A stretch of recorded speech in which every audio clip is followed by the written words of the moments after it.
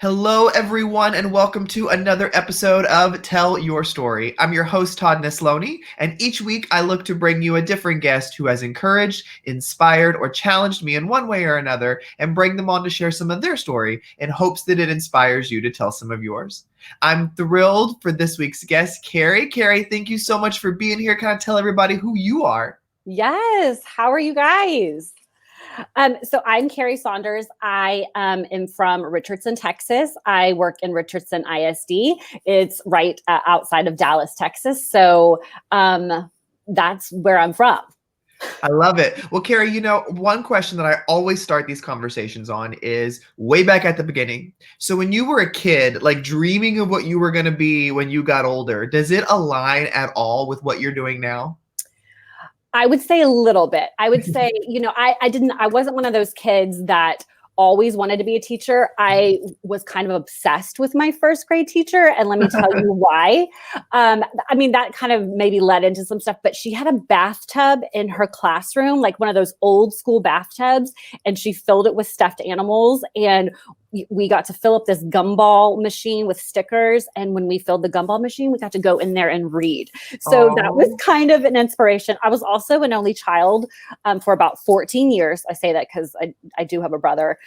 We're a little apart, but I was an only child, and I did, read to stuffed animals and things like that and pretend, but it wasn't like my lifelong dream to be an educator. It just kind of happened.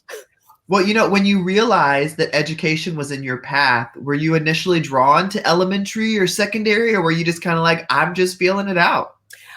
So I'm not going to lie. I just kind of, I took the first job that I could get as an educator, and it was in kindergarten. And let me tell you, I was like, okay, this is going to be great. It was one of those things that I was actually working at a marina. I was a boat slip manager, if you will. So I rented boat slips, and I was like, this is not what I want to do. So I applied to be a teacher, and I got hired literally 3 days before school started. Wow. So it was kind of, it was fast and furious. So I was I went to an interview in literally a tank top and shorts because the principal was like, I need somebody. And I was like, okay, this is going to be awesome. And, I really had that dream of kindergarten, man, this is going to rock. I remember how when I was in kindergarten and we were painting and we were singing songs, and boy, was I wrong that it wasn't going to be super easy. It was super difficult. So, how many years were you in the classroom? So I was in the classroom a total for 4 years. So I was in kindergarten for 3 years. And during that time, I really had somebody notice something in me, and they were like, hey, do you want to start doing like presenting professional development for other kindergarten teachers? And I was like, I don't know. I mean, I talk to 5-year-olds all day, but I don't know if I can talk to adults. So actually, she was really great. She does not work in the district anymore, but I keep in touch with her, Kim Dumaine. So Kim Dumaine, if you're out there, you really drove me to be where I am today. But I did a professional development, and then I loved it. And then it was one of those things, a principal saw something in me, and they're like, I would really like you in an upper grade. So I did 3rd grade for 1 year. And then I became a math specialist because I was doing all that professional development. So I was a math specialist for about 3 years. I wrote curriculum, presented professional development to kindergarten and 3rd grade teachers. And then I actually left my district. I've been in my district for 16 years, but I dipped out for 1 year and went to the service center. But I really wanted to be an administrator. And so I was like, I'm getting further away from that, just at the service center. So I came back and I served in a role as a master teacher, which basically we do embedded professional development for teachers during the day. We go in and model lessons and that type of thing. And then that led me to be an assistant principal for about 4 years. And then now I'm currently in the role of director of professional learning in my district. You were one of those people that I'm like, if I was still in the classroom, I would want to schedule time to sit with you just because of your varied experiences. You bring so many little nuggets from so many pieces that could help people be a better teacher. And, my question for you, though, is it's something you alluded to earlier in your answer, was that the best educators I find in the classroom are fantastic presenters to other adults, but they don't believe they can do it because they're used to talking to kids, and they don't see how naturally it is the exact same talking to an adult. Like, the only difference is they're just kids in big bodies. Like, there is no difference. And so how did you get over that hump or that fear of, I'm not meant to talk to adults, I'm meant to talk to kids? So I'll be honest. So one of the professional learnings that I went to when I was a math specialist was called Tips and Tools. It was from Learning Forward. And it was, how do you talk to adults? Like, how do you train adults? What do they need? And you're right. It's very similar to students. It really, really is. But I went through that training, and then just presenting almost every week just gets you over that hump and more comfortable with, teaching adults. I mean, one of my big things going into this is, if we want to change the way that students learn, we have to change the way our adults learn. And so once you just wrap your head around that, it is so simple. Well, as a presenter myself, I've always found that it really doesn't matter how many times I've presented, I still get those nerves. But as soon as I start, then it's like, okay, I can do this. It's just like, to me, it's kind of like, I remember going paragliding one time, and I'm terrified of heights, but my friend convinced me to do it. And I was like, I don't want to do this. I don't want to do this. I don't want to do this. And then once we jumped off the top of the mountain into the paraglide, I was like, this is the best thing ever. It's kind of like that. Once you get started, the adrenaline just hits, and you realize, just like these conversations, all of our voices matter. We all bring experience to the table, and somebody in that crowd needs to hear what you have to say. And so what I'd love to know, though, is, in your work that you're doing now, talk to me about how the pandemic has affected the way you're doing things, because I'm sure it's quite different. Yeah, it is quite different. You are absolutely right. So when the pandemic first hit, we were on spring break. We went on spring break, and then our superintendent was like, okay, we're not going to come back. So our department, along with curriculum and instruction and some other folks, we threw together a virtual online experience, which has led to many other virtual online experiences. But I mean, it changed the way we do things. And, one of the things about professional learning is I always, have, my philosophy is, what are we offering? What's going to meet the needs of the teachers? When are we offering it? And so we started dipping into virtual learning a little bit before the pandemic, but it just pushed everybody. Yeah. I mean, pushed our department, every department, all the teachers. That, as you know, we threw that big online conference, Grow, which we throw every single year, and you were one of our keynote speakers. So it's just changed the way we have to just view everything we do. One of the things that our department does is really support mentors and new teachers. So it's really different because we don't get to go into their classrooms and spend time with them, but we can connect with them over Zoom.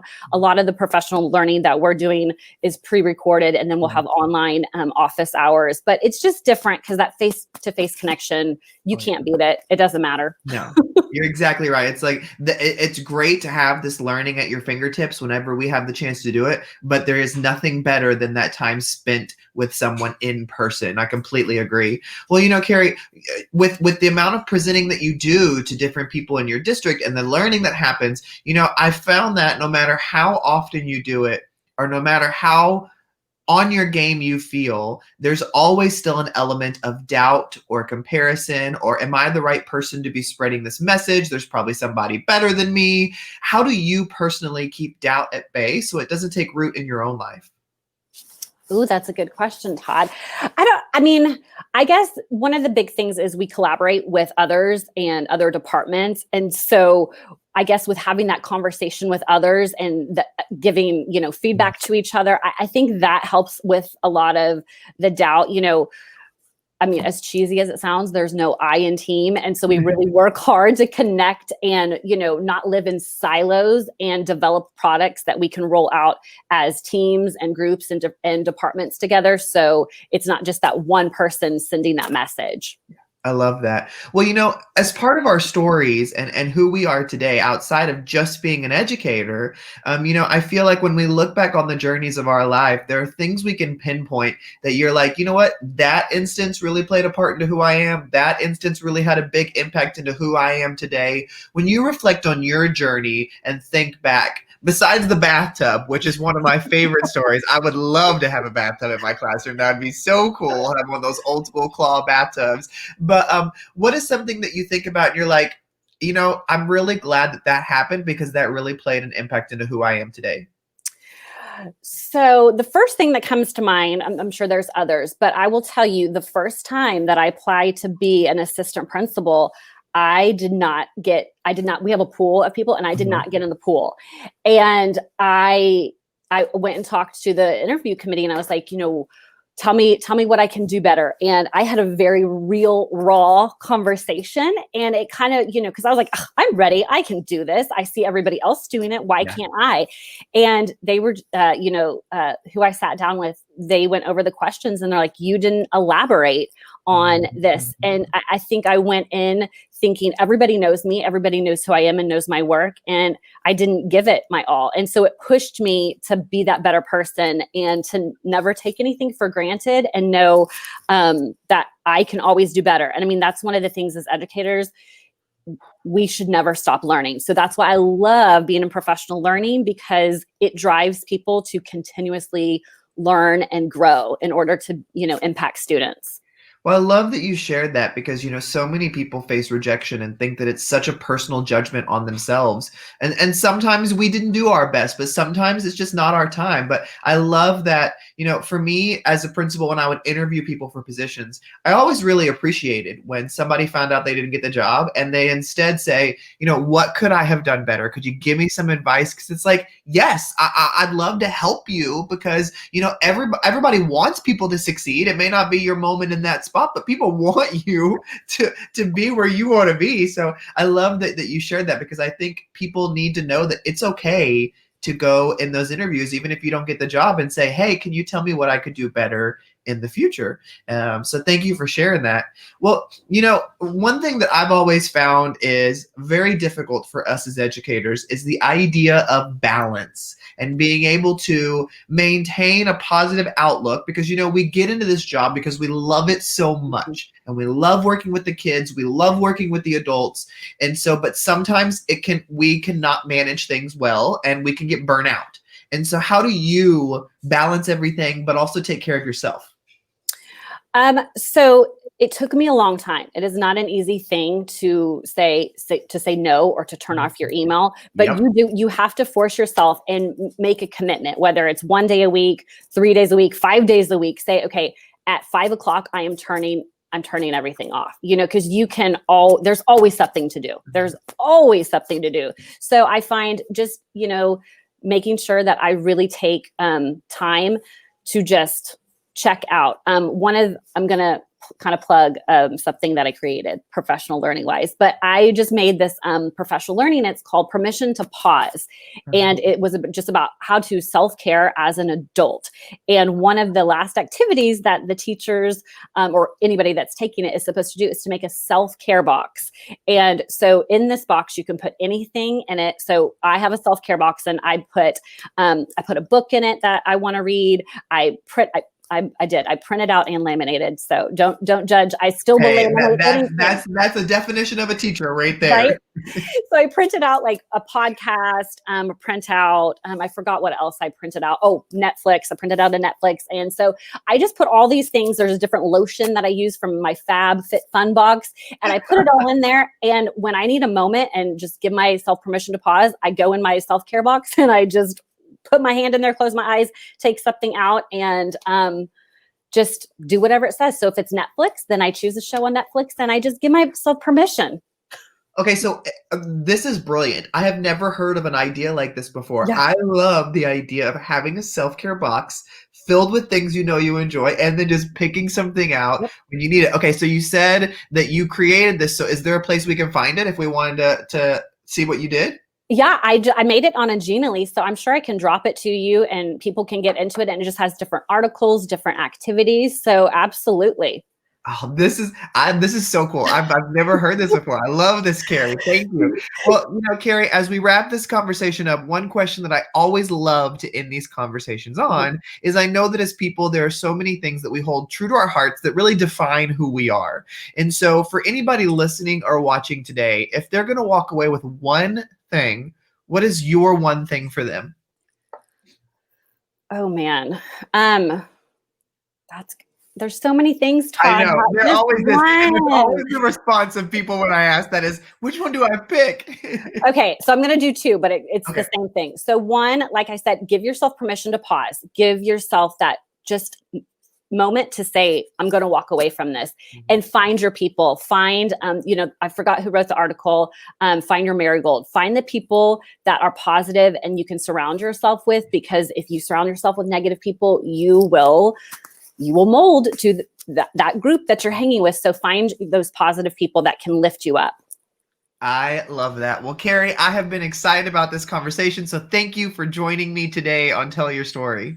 Absolutely. Thank you so much, Todd. And thank you everybody for listening or watching another episode of Tell Your Story. Remember, you can check out all the past episodes on iTunes, Spotify, SoundCloud, YouTube, wherever you get your stuff, it's there. I hope today's conversation with Carrie has inspired you to get out there and tell your story, because every story matters.